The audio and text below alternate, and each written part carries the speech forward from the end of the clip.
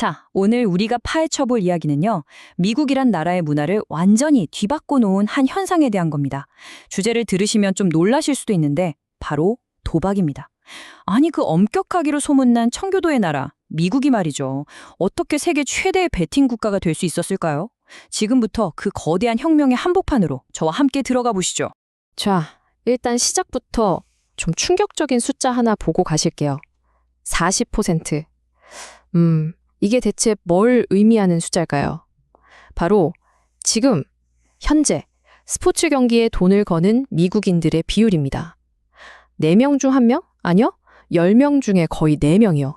그러니까 이게 뭐 일부 사람들의 이야기가 아니라 그냥 미국 사회 전체를 관통하는 엄청난 문화 현상이 되어버렸다는 거죠. 자, 그럼 이 현상에 돈이 얼마나 몰리는지 한번 볼까요? 규모가 정말 상상을 초월합니다. 불과 몇 년 전, 2018년만 해도 시장 규모가 한 70억 달러 정도였어요. 우리 돈으로 치면 9조 원쯤 되는데 사실 이것도 어마어마한 돈이죠. 그런데 말이죠. 2024년 지금은 과연 얼마가 됐을까요? 무려 1,000억 달러, 138조 원입니다. 138조요. 아니 6년 만에 14배가 넘게 그냥 폭발해버린 거예요. 정말 믿기 힘든 속도입니다. 바로 이 지점에서 우리가 오늘 던져야 할 진짜 질문이 나옵니다. 아니, 옛날에는 카드나 주사위만 갖고 있어도 죄라고 했던 나라잖아요. 그 엄격했던 청교도의 후예들이 대체 어떻게 이렇게 불과 몇 년 만에 거대한 베팅 열풍의 중심에 서게 됐을까요? 이건 그냥 세상이 변했네 하고 넘어갈 일이 아니에요. 거의 거대한 미스터리에 가깝습니다. 자, 지금부터 그 실마리를 하나씩 한번 찾아보죠. 자, 그럼 첫 번째 단서부터 찾아볼까요?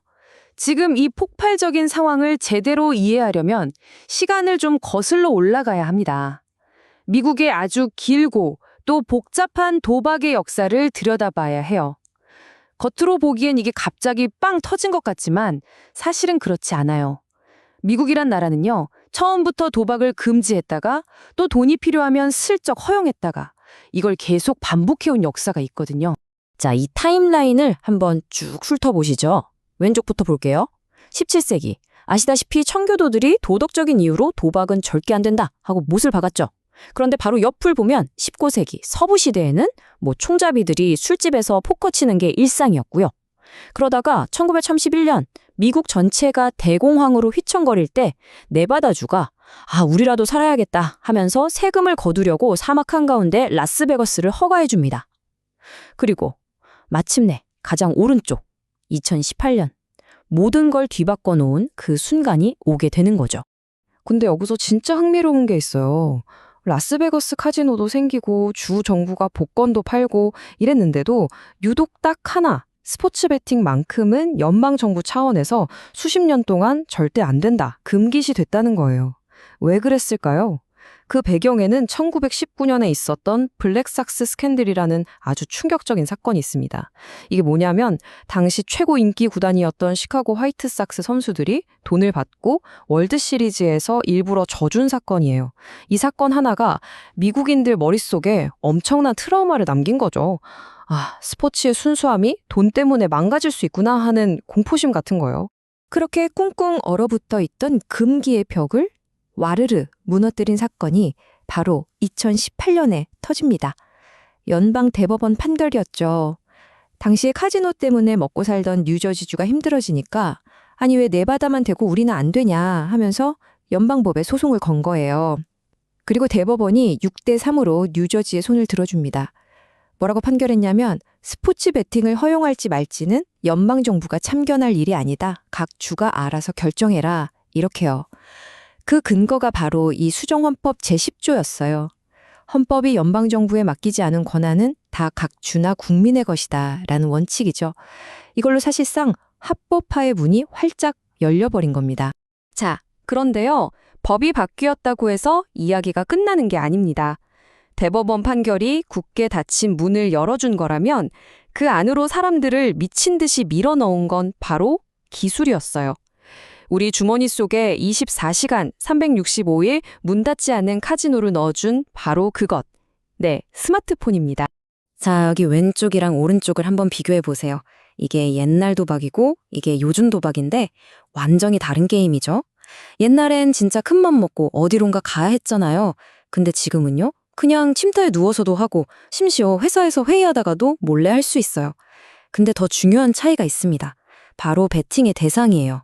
옛날엔 그냥 경기 끝나고 누가 이길까? 이거 하나에 걸었다면 지금은 자, 다음 공격 성공할까? 저 선수 자유투 넣을까? 이런 식으로 바로 다음 장면에 돈을 겁니다.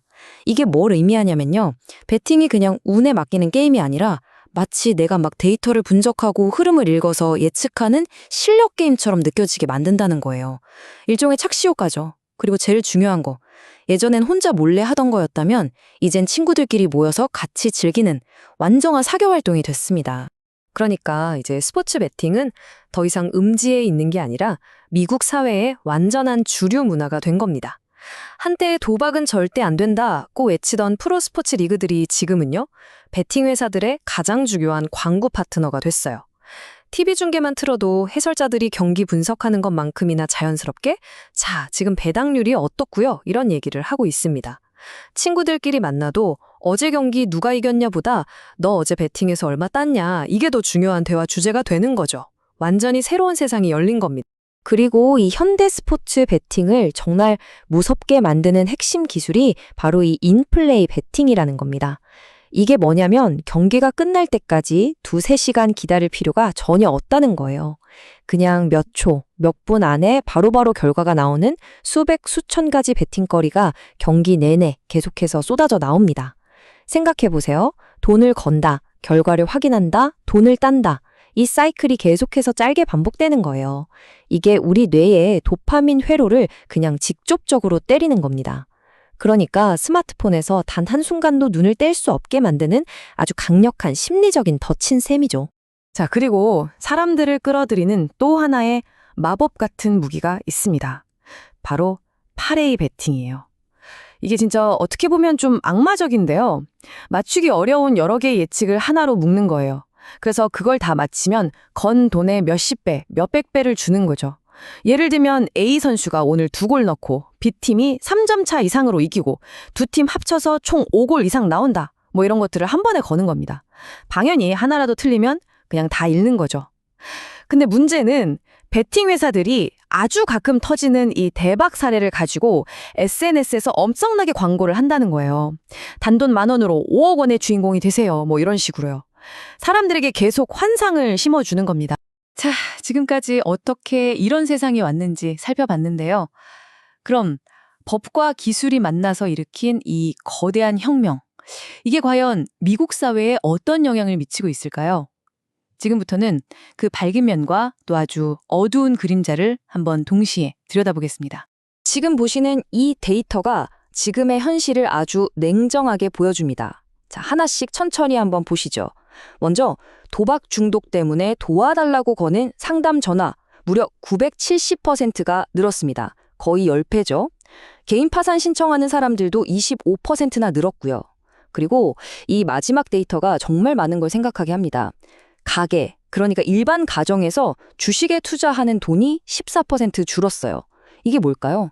사람들이 꾸준히 자산을 불려나가는 투자를 하는 대신 한 방을 노리는 투기, 즉 베팅으로 돈을 돌리고 있다는 아주 명확한 신호라고 볼 수 있겠죠. 블룸버그에서 이런 기사를 썼어요. 이 문장 한번 들어보세요. 거대한 카지노가 스마트폰 안에 탄생했다. 스마트폰을 켜는 순간 당신의 방이 카지노가 된다. 와, 정말 이보다 더 정확한 표현이 있을까요? 여러분 지금 계신 곳, 여러분의 방, 사무실, 아니면 지금 이 방송을 보고 계신 지하철 안, 스마트폰 화면을 켜는 그 모든 공간이 이제는 거대한 카지노가 된 시대입니다. 도박이 특별한 일이 아니라 그냥 일상이 되어버린 거죠. 물론 이 문제를 두고 찬반 논쟁이 엄청나게 뜨겁습니다. 찬성하는 쪽에서는 이것 봐라, 일자리도 엄청 생기고 정부는 세금 많이 걷어서 좋고 스포츠 산업이랑 지역 경제도 살아나지 않냐 이렇게 주장을 하죠. 반면에 반대하는 쪽에서는 무슨 소리냐, 도박 중독, 가정 파괴, 파산 이런 사회 문제를 해결하는 데 드는 돈이 그 세금보다 훨씬 더 많을 거다. 결국 수많은 사람들의 인생을 망가뜨리는 재앙일 뿐이다. 이렇게 아주 강하게 경고하고 있습니다. 결국 이 문제의 본질은 중독입니다. 개인은 그 짜릿한 쾌감, 도파민에 중독되고요. 기업들은 여기서 나오는 어마어마한 돈에 중독되고 정부는 또 걷기 쉬운 세금에 중독되는 겁니다. 개인, 기업, 정부, 이 세 축이 서로가 서로를 필요로 하면서 너무나 완벽하게 맞물려 돌아가는 하나의 거대한 중독 시스템이 만들어져 버린 거죠. 그래서 오늘 이 이야기는 마지막으로 이런 질문을 던지면서 마무리해야 할 것 같습니다. 이렇게 모든 플레이어들이 각자의 이익 때문에 멈출 수가 없는 거대한 중독의 생태계가 한번 만들어지고 나면 과연 누가 먼저 이 위험한 게임 이제 그만합시다 라고 말할 수 있을까요? 그리고 더 나아가서 과연 그럴 의지가 있기는 한 걸까요? 우리 모두가 한 번쯤 깊게 생각해 볼 문제가 아닐까 싶습니다.